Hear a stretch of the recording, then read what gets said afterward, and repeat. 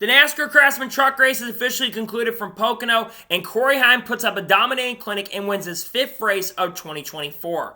What's going on, guys? It's Daniel, and welcome back to our video. I just got done watching NASCAR Craftsman Truck Series race from Pocono Raceway, the CRC Breakley 175. We had quite a bit to talk about from this race. Let's go and talk about it. So the starting lineup was set by points because qualifying, unfortunately, was canceled. Before the green flag drop as well, Lane Riggs, Brian Doze, and Justin Carroll would all have to go to the rear front of Peru Justin's and Lane Riggs, who had a backup truck after crashing in practice. So at the start of the race, they had Christian Eckes lead the field from the outside with Corey Heim on the inside, and Christian Eckes got a fantastic start, was able to clear for the lead. Roger Kroof tried to send it really hard to the inside, and Corey Heim dropped all the way back to 6th, while Roger Kroof started falling back quite a bit. Christian Eckes would dominate the early portion of this race. On lap number 7 or 8, we saw Corey Heim pass Tyler Ankrum to get up to 2nd position. And eventually there was a really good battle for about a lap or two between Corey Heim and Christian Eckes for the race lead. They battled really hard, but eventually Corey Heim was able to get by Christian Eckes on lap number 12. He pulled out a pretty big lead, and coming out the final corner, Corey Heim would win stage number 1. Under the caution, Corey Heim, Christian Eckes, Tyler Ankrum, Daniel Dye, Grant Enfinger, Ty Majeski, Taylor Gray, Stuart Freeze, and Roger Kroof lost out were among the guys that stayed out, while the rest leaders came down pit road. Mason Maju had a tire get loose, and Zane Smith, who was struggling early in the event, had a broken shock and would go a lap down. So then on the restart, Corey Heim lead the field from the outside with Tyler Ankrum on the inside, and Corey Heim got a fantastic restart and was able to clear for the race lead. Meanwhile, there's some contact between Sage Karam and Ty Dillon going down the back straightaway, but they're able to continue going on. Corey Heim would then continue to dominate, pull up about a 1 or 2 second lead, and then we saw a little bit of strategy where Taylor Gray and Nick Sanchez would come down pit road. Unfortunately, I think Nick Sanchez, someone went a lap down near the end, or someone had a bad pit stop, and they started dropping really far back. Though at the end of stage number 2, Corey Heim pulled out a pretty big lead, and coming out the final corner, he would dominate and win stage number 2. So during the caution, Jake Garcia, Dab Moff, and Nick Sanchez all stayed out, while the rest leaders came down pit road. Christian Eckes would have a terrible pit stop and drop pretty far back, and I believe Matt Mills won the race off pit road as well. And then we had a couple guys have issues coming off pit road, and they had a couple guys come down to lap 35, like Chris Rice, Ty Dillon, Luke Fenhouse, and Lane Riggs, and Matt Crafton. They all came down pit road to top off for field. So then on the restart, you had Jake Garcia lead the field from the outside with Nick Sanchez on the inside, and Jake Garcia led for about a lap, and then Corey Heim, who restarted in 6th, he was able to pass Jake Garcia to get the race lead. Jake tried to fight back to get to the lead, but unfortunately never got the lead back, and Corey Heim continued to dominate. Meanwhile, you had a fantastic battle between Nick Sanchez and Jake Garcia, who were battling for 2nd position, and Nick Sanchez dropped off a ton of positions. And then the next lap, on lap number 40, Jake Garcia would come down pit road and had a terrible pit stop, taking him out of contention. Unfortunately, would go a lap down because of it. And then a few laps later, Nick Sanchez, he came down pit road from 5th position, about 3.5 seconds back, and almost went a lap down, was able to continue going. And then on lap 45, the first caution, for instance, came out when Connor Mosek and Roger Kroof had contact. Roger Kroof was trying to make a move to the inside, I think moving with Ben Rose, if I'm not mistaken, trying to get through the middle. He got loose under Connor Mosek, just lost it going into turn number 1, had a pretty impressive save, no contact for Roger. He was able to continue going, but that would be the first caution. For instance, just a mistake by Roger, a little bit over aggressive there. You know rain's potentially coming, so Roger Kroof spun out, bringing out the first caution for incident. So then during this caution, Daniel Dye, Ben Rose, Connor Mosek, Taylor Gray, Bailey Curry, Timmy Hill, Tyler Ankrum, Mason Maju, Roger Kroof all came down pit road, while the rest leaders stayed out. And Daniel Dye, who was having a fantastic run today, he unfortunately had a bad stop. So then on the restart, you had Corey Heim lead the field from the outside with Grant Enfinger on the inside, and Corey Heim got a fantastic restart and was able to clear for the lead. But Grant Enfinger actually kept up for quite a bit and was staying very close to our leader for at least the next few laps. Meanwhile, Ty Majeski was starting to have a battery issue after moving toward the front. He had a battery issue and came down pit road, taking him out of contention. And then with 9 laps to go in the race, the caution would come out for rain, and NASCAR would bring out the red flag. Now, NASCAR had stated earlier to the teams and drivers that the cutoff time was going to be 8:20 p.m. Eastern Standard Time. This race, remember, started at 5:50 p.m. Eastern, so a very late start time, and because of this, they red flagged the race for rain. Then they got back on the racetrack after about 10 to 15 minutes, but then rain came out once again, and the red flag would come out again for a lot longer. And then eventually, with about 35 minutes left on the clock, they got the drivers back in the trucks, and we finally got back going with about 3 or 4 laps to go.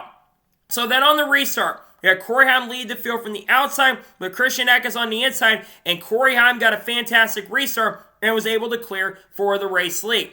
And Corey Heim started to pull away. Meanwhile, in the back, you have Brian Doza, who slowed on the track, got a ton of damage after crashing out on the back straightaway, but was able to continue going. Corey Heim now are wondering, was he going to have enough gas to make it to the checker flag? Well, Corey Heim was able to have enough gas, pulled out to a pretty big lead, about 1 or 2 seconds. He had a great battle between Grant Enfinger and Christian Eckes coming to the white flag, but it would not be enough. And coming out the final corner, Corey Heim puts up a dominating clinic, has enough gas, outlasts the rain, has enough time to make it, and comes off the corner and picks up his 5th win of the 2024 season. Corey Heim has been super dominant. He was my pick coming in the weekend because this 11 truck nearly won the race last year. He only got beat by Kyle Busch on that last lap. He had the best truck in the race last year, and I knew he was going to be a big threat to win. Corey Heim's been super good this year. His 5th win of the year. There's a lot of talk about him moving up the Cup next year, maybe in a third 2311 racing car, though Riley Herbst also is a favorite for that ride. But I'm telling you, Denny Hamlin should be reconsidering putting Riley Herbst in there because I think Corey Heim is absolutely ready to make the jump up the Cup. If not, you got to move him up to Xfinity because he's been so dominant this year. He's been so impressive, has the pacer speed. Congratulations to Corey Heim getting his 5th win of the year, a super dominant win, another big win for the 11 team. So now we'll go ahead and take a look at the race results, and I'll give my score and thoughts on today's race. So Corey Heim picks up the win. Grant Enfinger finishes second. This 9 team continues to get a lot better. They've had top 5, top 10 speed a majority of the last few weeks. They haven't been able to get that win so far yet, but I feel like they're very close to winning the CR7 Motorsports team. They've been getting a lot quicker. I think Grant will win before the end of the year. Nonetheless, a great day. He finishes the second.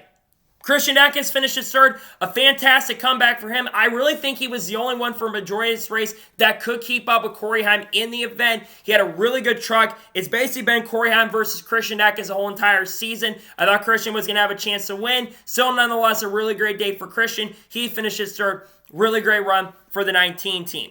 Taylor Gray finished fourth. Great bounce back run for the 17 team who had a bad race a couple weeks ago in Nashville after getting turned, I believe it was by Ben Rhodes. They have a really great comeback day. They finished in the top 5. Fantastic run for the 17 team in 4th place. Raj Chastain finishes 5th. He was moving up front with the fresh tires, thought he was going to have a chance to go out there and contend for the win, and he certainly did. Ran top 5 near the second half of the event. Really solid run for Raj Chastain. He finishes in 5th. Chase Purdy finishes 6th. He continues to improve. He's had a couple top 10s as of late. The 77 trucks had some decent pace or speed this year. Solid run for Chase Purdy in 6th place.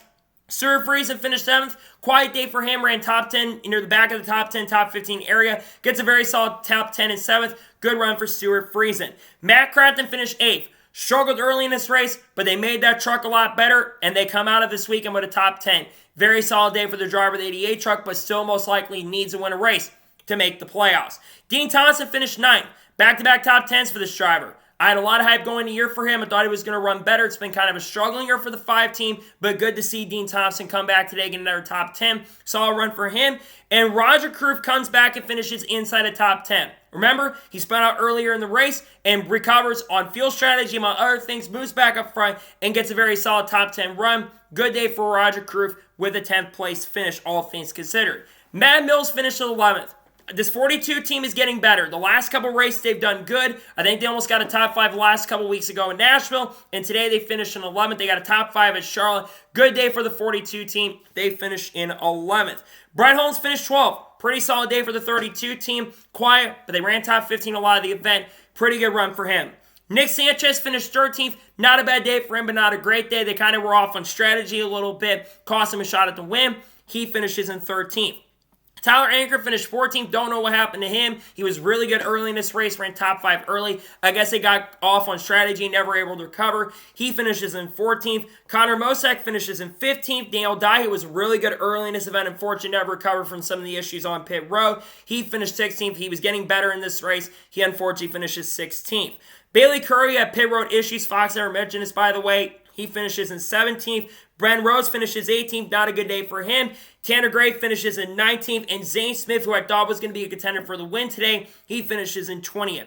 Jake Garcia finished 21st. Luke Fenhouse finished 22nd. Timmy Hill finished 23rd. Mason Massey finished 24th. Ty Dillon, who continues to struggle after taking over from Matt DiBenedetto this year, he finished 25th. Chris Wright finishes 26th. Mason Maggio finished 27th. Justin Carroll finished 28th. Thad Mauvin finished 29th. Lane Race finished 30th. He had a good truck in practice early, had some really good speed, but unfortunately crashed out. They never got the truck up to speed. He finishes 30th. Ty Majeski, after being good early, had the battery issues. He finished 31st. Lawless Allen finished 32nd. Sage Care finished 33rd. Brian Doza finished 34th. Steve Malazzi finished 35th. And finishing last in 36th place is Spencer Boyd.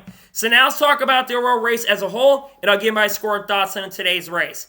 Honestly, kind of an underwhelming race. There was a little bit of strategy, I'll give you that, and I thought there was a really good battle there for a few laps between Corey Heim and Christian Eckes. But I've never really rated races for the Truck Series at Pocono. And granted, last year's finish was good between Kyle Busch and Corey Heim, but it's so hard to pass. The draft is so prevalent. I really would love to see the Truck Series maybe go away from Pocono in the future. I don't understand why this race is so long today for the Truck Series. It used to be 60, and they increased it to 70. My score of the Truck Series race, and a little bit of frustration with the rain, but I'll give NASCAR a lot of props for trying to play a little bit of the rain, trying to get the race in. That does increase my score a little bit. I'm going to give today's Truck Series race at Pocono overall a 5.5 out of 10. Like I said, kind of underwhelming to be honest. Not much happened in this race. My score is a 5.5 out of 10. And now let's talk about the cat out of the bag. Starting this race as late as it was. This race started at 5:50 p.m. Eastern Standard Time. There is no reason whatsoever why in the world we should have started this race this late. This race should have started no later than 5 p.m. Eastern. If you knew rain was going to be a factor, because we knew rain was going to be a factor today, there is no reason we should have been running the truck race as late as we did. NASCAR, you should have learned your lesson, and we had a time limit race because of that. Again, I understand NASCAR wants to try to have one race per day, trying to get the sales up among other things, but I feel like this could have been a doubleheader on Saturday. Instead, they ran the race today. I guess they did this because of ARCA not being there this year. I don't really know at this point, but I question this call. Not a big fan of the call that they made overall. Another thing too, Fox, once again, terrible coverage, but what do we know at this point? I did like the time screen that they had on there. I thought that was really cool from Fox, but outside of that, they were all over the place. Jamie Little had a ton of gas. She was making a ton of mistakes. They were all the way talking about strategy. These guys were going to run out of gas, despite the fact they almost had enough gas because of all the caution laps that were happening at the end of the race. Kind of blew my mind. The broadcast, once again, frustrating. I feel like the broadcast was better. I probably enjoy these Truck Series races a lot more. So, that is going to be tonight's NASCAR Craftsman Truck Series race review from Pocono. I want to thank you guys for watching. Please subscribe to the channel, notifications on, so if I win a video, it does go live on my channel. Follow me on Twitter, Facebook, and Instagram, and support on Patreon as well. And let's go below that and comment your thoughts below on tonight's race. Your thoughts on tonight's race, let me know below. Let me know your thoughts in the comments below. And congratulate Corey Heim on picking up another win. Let me know your thoughts in the comments below. Tomorrow on the channel, we're going to have the reactions to Cup Series qualifying from Pocono. We're also going to have the Xfinity Series race review from Pocono. We're going to have a Shane Van Gisbergen video dropping on Sunday, or Saturday, I should say. Then Sunday, we're going to have reactions to the Cup Series starting lineup and also reactions to the Cup race as well. We're going to be talking about Hailie Deegan with her potentially going to IndyCar as well on Monday. We've got some silly season news potentially coming, some broadcast silly season news. We'll talk about drivers like Carl Edwards, Dale Jr., even Kurt Busch as well. And we're going to talk about some drivers, a couple like Bubba Wallace, Kyle Larson, Kyle Busch, and Chase Elliott as well. So anyways, like I said, I want to thank you guys for watching today's episode, and I'll see you guys next time for more great, awesome NASCAR content and other motorsports content on the channel like this. Take care, everybody.